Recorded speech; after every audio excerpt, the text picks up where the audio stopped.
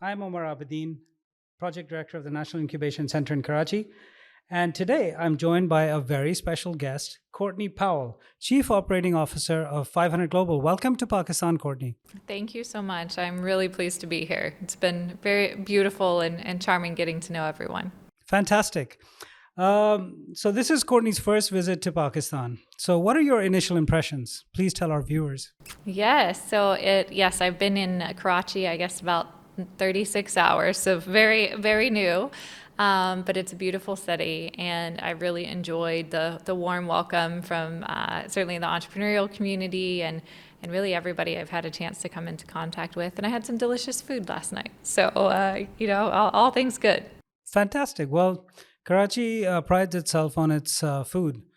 It's one of the reasons that people come back to Karachi after going to other cities in Pakistan, because the variety and the quality of food in Karachi is really quite outstanding. So we hope that you get a lot more of that. Yes.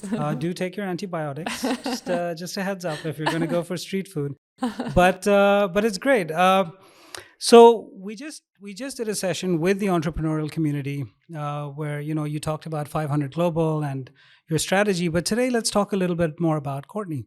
So can you please take us through your journey from when you started out, your entrepreneurial journey, and then transitioning over to the VC side, and then heading up one of the big funds or multiple funds that you do head up? Sure. So I'm from Texas originally, born in Dallas, but eventually ended up moving to Austin to go to the University of Texas. And while I was there, I think I was a freshman or maybe a sophomore, looking back. But I know I was 19, and I decided that I wanted to get into business. And so at that point, I actually answered an ad on Craigslist for two founders at the time who were working on a promotional product startup, which was essentially like branded pins and koozies and T-shirts. They were building a software platform to reduce the cost of promotional products when multiple companies were buying the same item. So it was just those two guys, and I joined as the first employee. And that company went on to raise over $50 million and was eventually acquired.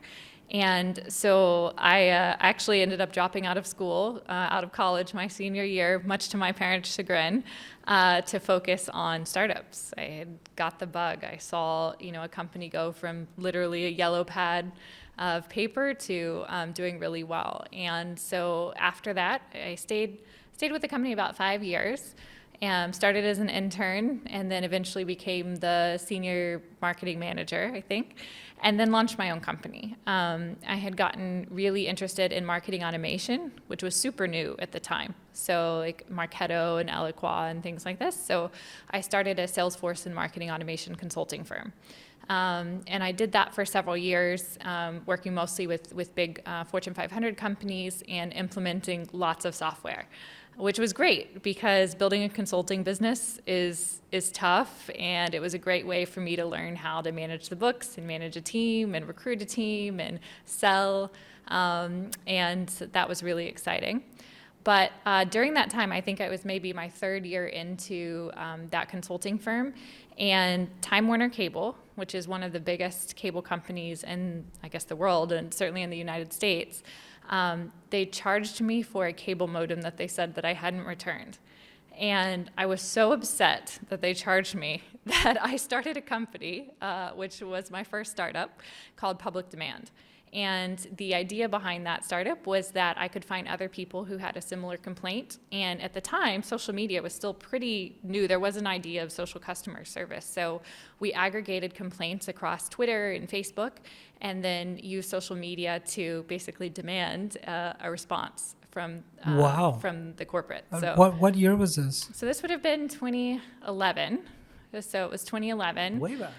Yep, and that's actually how I got to know 500 for the first time. So I stalked the founders for a while because at the time there was no formal application.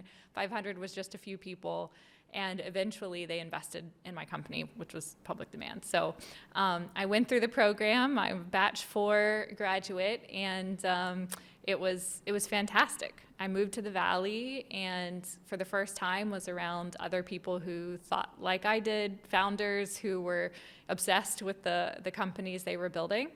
And I stayed in the Valley for several years running that company. Amazing. And then how did you transition over to so the after other side? that, I spent about 10 years. I eventually, after I shut PublikDemand down, because it was terribly difficult to monetize consumer complaints. The companies would pay to stay off the platform, but that's not what I started the business for. So eventually I shut that company down, and I became the chief marketing officer of a real estate proptech company that was helping home buyers and sellers find real estate agents. I eventually became CEO of that company, and ran that company for several years before joining Keller Williams Realty International, which is the largest real estate company in the world, where I focused on building out their consumer products, so consumer search and listings and things like this. And then eventually made my way into the kind of corporate development side of the world, where I was helping them to diligence companies, assess companies for acquisition and investment. And I had stayed really close to the 500 team throughout that whole decade, and had certainly watched, what 500 had become. It had gone from this, from this kind of small 5-person team to what it is today. And so 3 years ago, I became the chief operating officer, and went to the dark side, as I like to call it, of moving into VC, and certainly getting an entirely new perspective than what I had as a founder. Very cool. And how big is the team now that at 500? I think we're about 170 all around the world. Wow. And how many countries are you guys physically in? We're investing in, I believe, 99 countries, and we have operations in 20 countries. Jesus, that's okay. It is a truly global firm. No doubt. I think it's one of the reasons that so many people came out to talk to you this morning, because it's not often that we get access to, to anyone like yourself. And as I said earlier, we hope that you're the first of many to actually come and explore Pakistan's potential for yourself. And I mean, hats off to you for taking this step. Not a lot of people do it.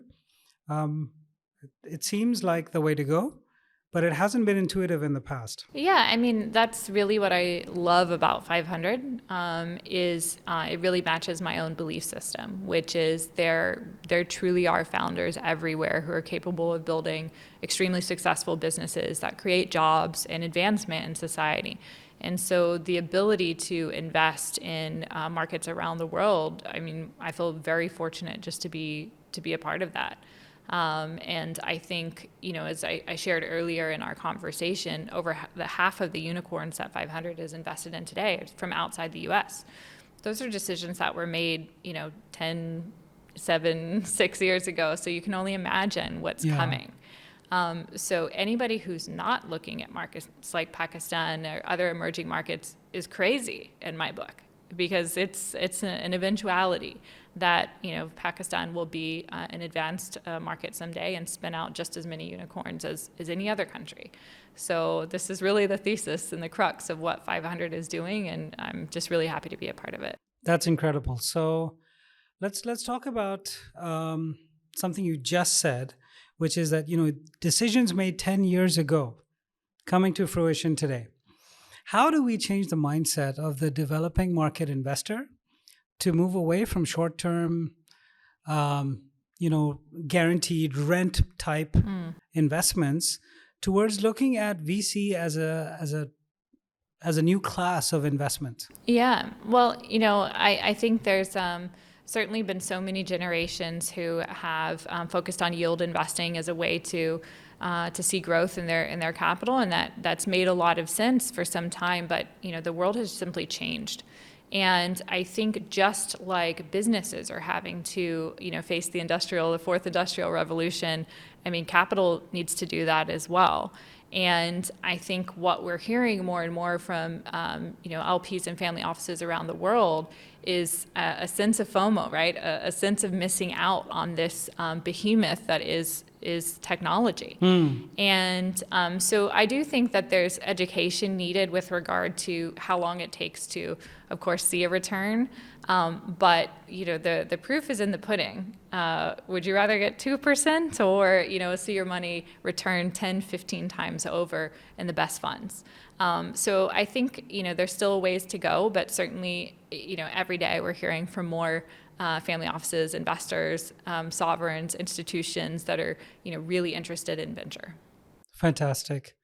This is a struggle for me. I mean, I've already shared it with you, and it's something that you guys do a lot of work on at an institutional level. So 500 does training programs and talks to government, regulators, family offices to help them with building their understanding of what's required. Yeah, I mean, we're probably a little atypical than most venture firms in the sense that we're not just deploying capital because we focus in, advanced and emerging markets. We need to be able to contribute to the ecosystem as a whole because it supports our own portfolio, right? So let's say, we're coming and we're investing here in Pakistan.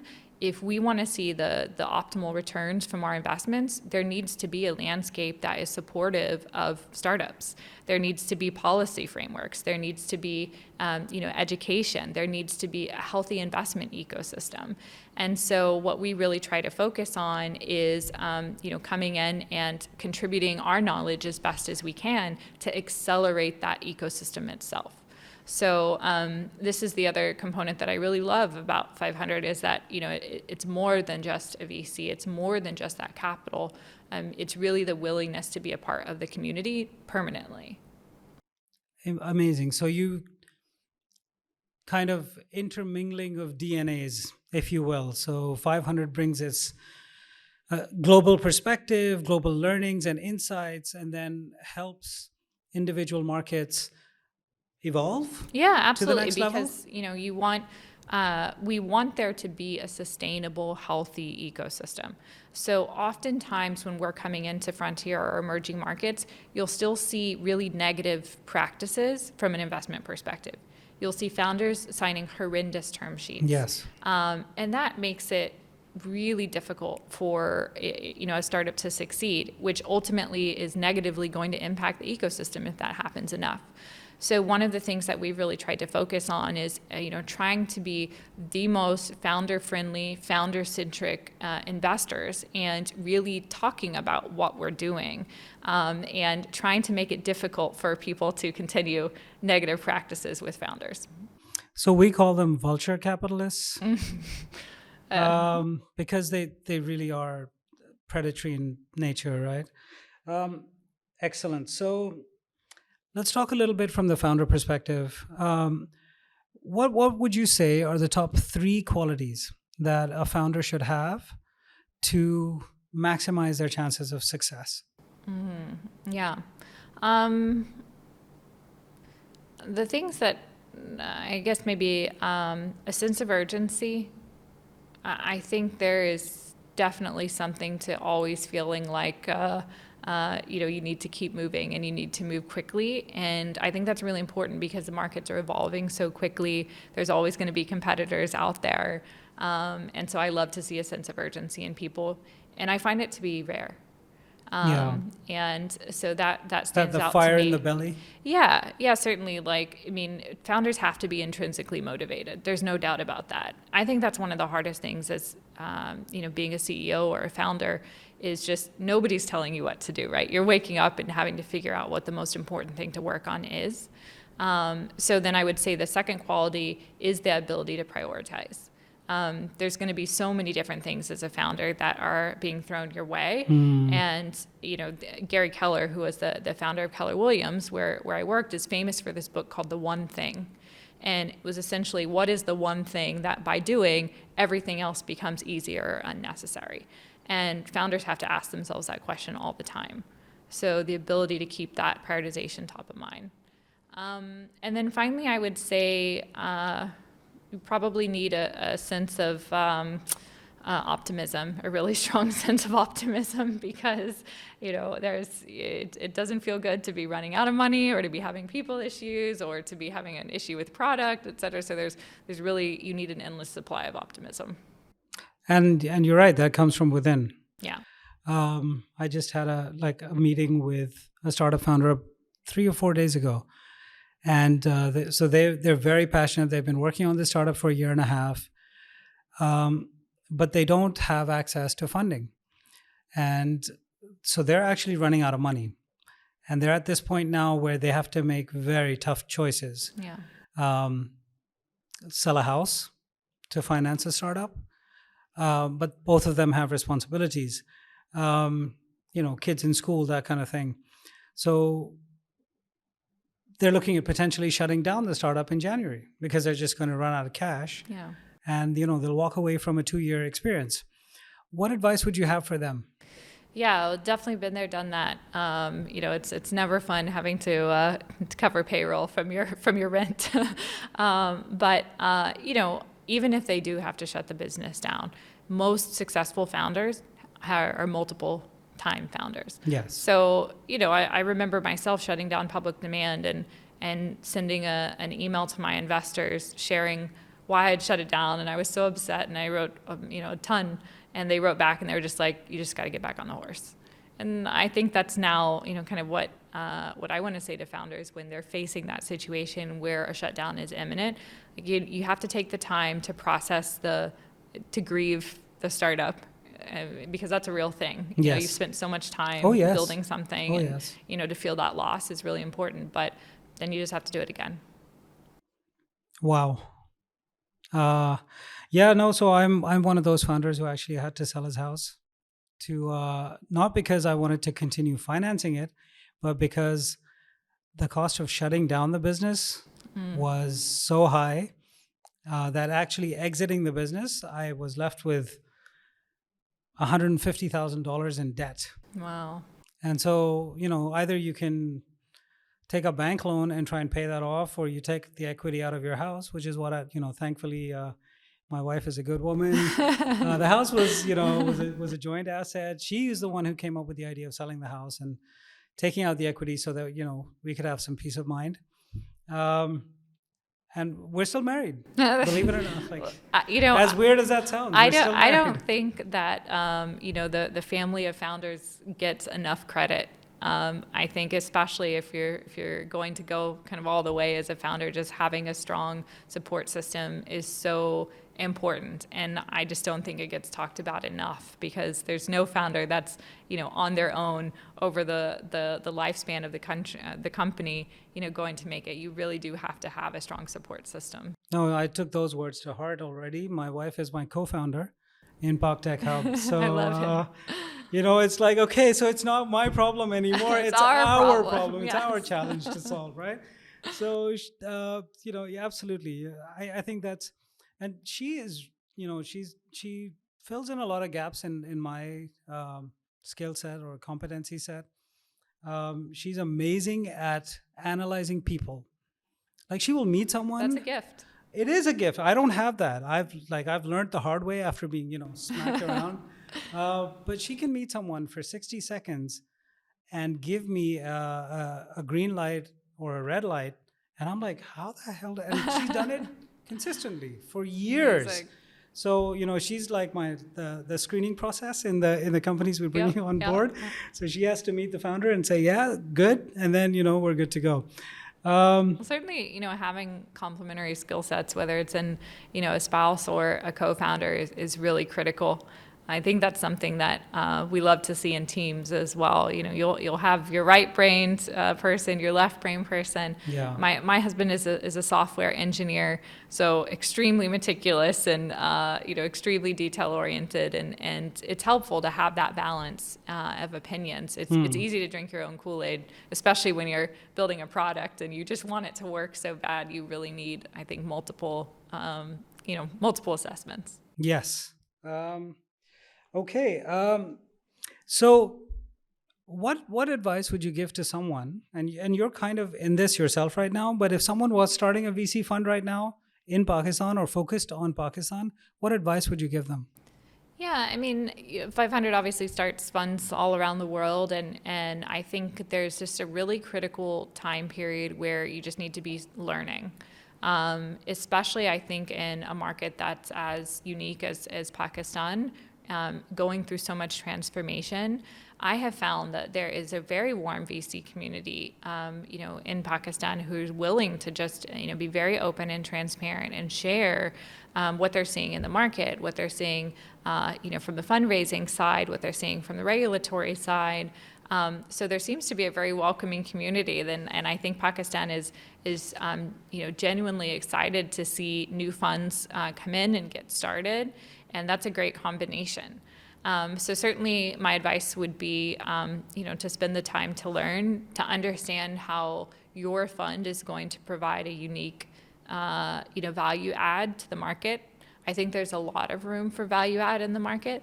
What will happen as more and more capital comes in is capital in and of itself just isn't a differentiator. Agreed. So you need to be able to either provide operating support, help with talent, help with market access around the world.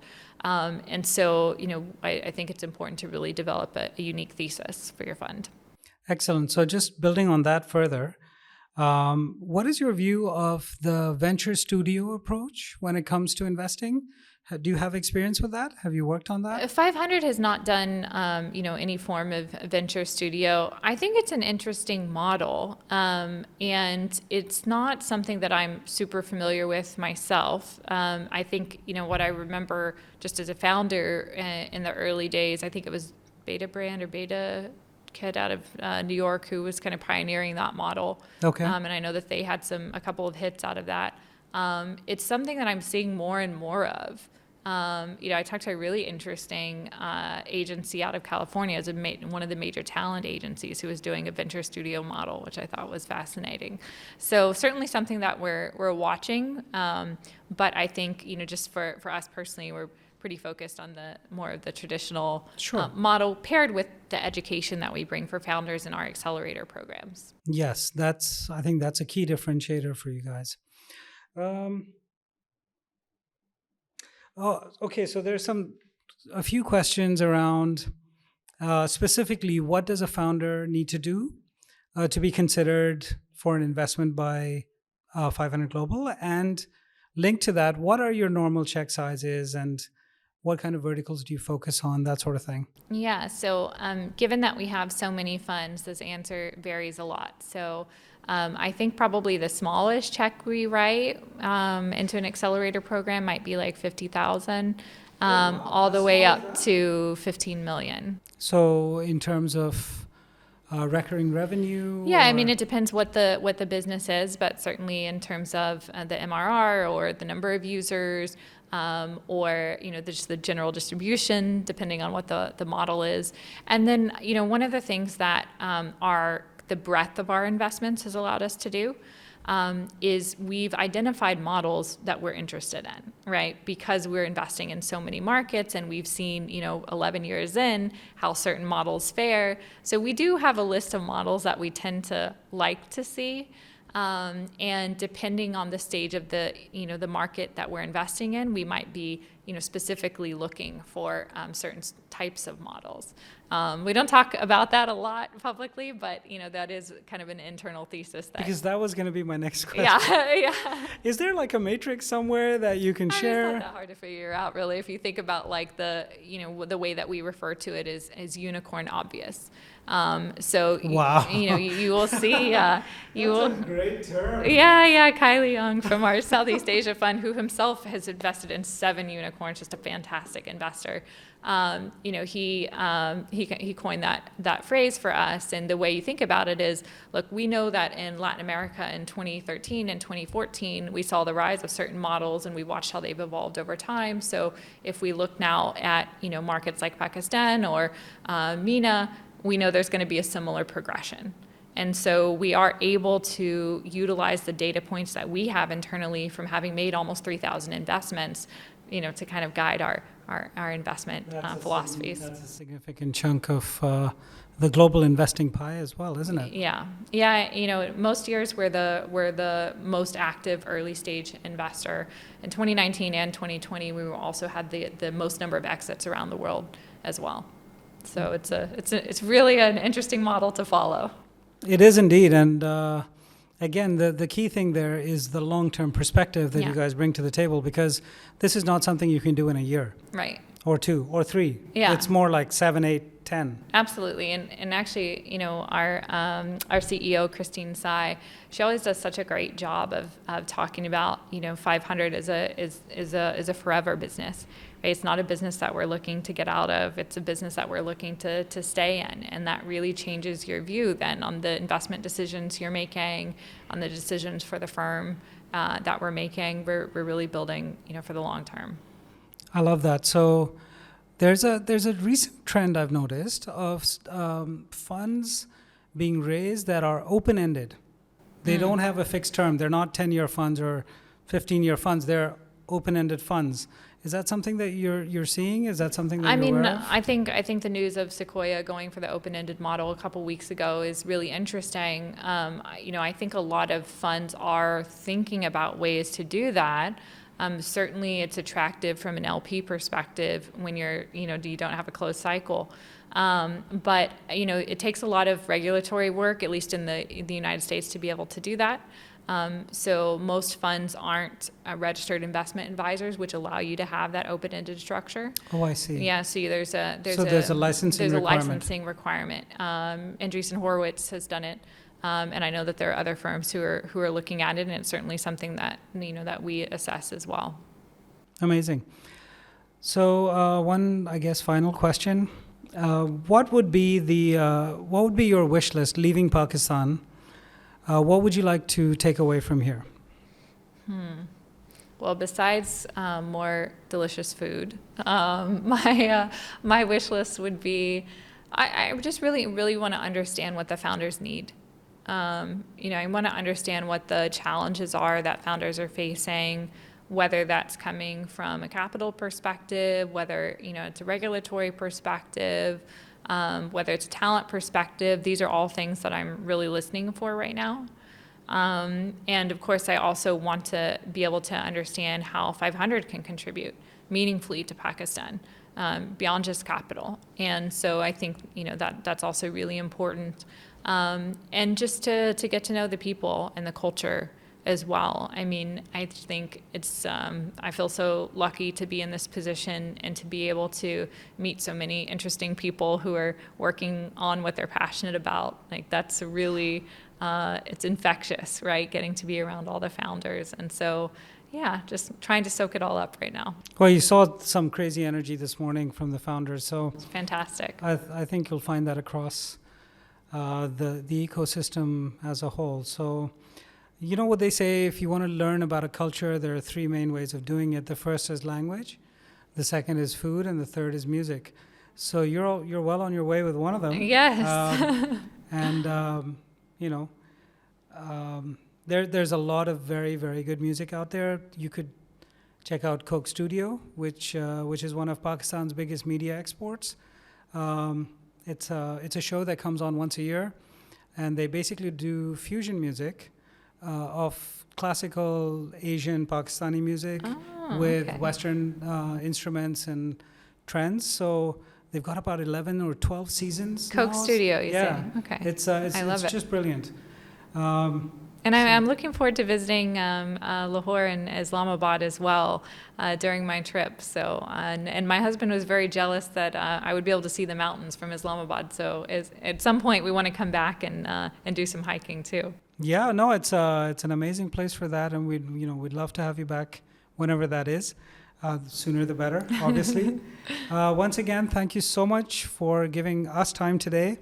Ladies and gentlemen, this has been Courtney Powell with 500 Global talking to Deep Dive with OA. Thank you again, Courtney, and welcome to Pakistan. Thank you so much. Yes, really appreciate it. Thank you.